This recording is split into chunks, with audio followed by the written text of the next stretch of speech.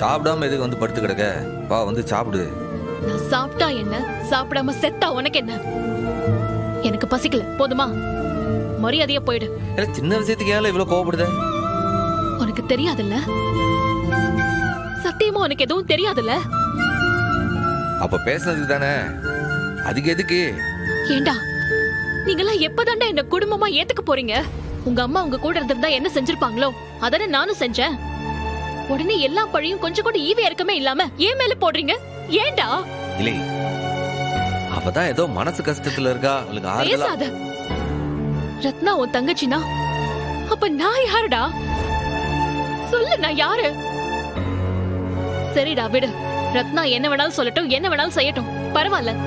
ஆனா அவளோட வார்த்தையை அப்படியே நீயும் சொல்றியே, அதுக்கு பேரு துரோகம்டா. சந்தர்ப்பம் கிடைச்ச உடனே என்ன கை விட்டுட்டு நீ ரத்னா கூட சேர்ந்துக்கிட்ட. இதுக்கு என்ன அர்த்தம்? சொல்லு, என்ன அர்த்தம்? அப்ப நான் இந்த குடும்பத்துக்கு எந்த நல்லதும் பண்ணல, அப்படிதானே? ஏண்டா 5 வருஷம் உன் தங்கச்சி அந்த வெங்கடேஷ லவ் பண்ணா, அவளுக்கே அவனை பத்தி தெரியல. ஆனா எனக்கு தெரியும்னு சொல்றது என்ன ஒரு நியாயம்? சொல்லு, என்ன ஒரு நியாயம்? கொஞ்சம் கூட யோசிக்காம ரத்னாவோட சேர்ந்து நீயும் என் மேல பழிய போடுறியே. அப்போ உன் வைஃப் மேல நீ வச்சிருக்கிற மதிப்பும் மரியாதையும் அவ்வளவுதான்ல? இல்லை, இந்த விஷயத்தை ஏன் நீ பெருசாக்குத? நான் சொன்னதுக்கு மன்னிச்சுக்கல.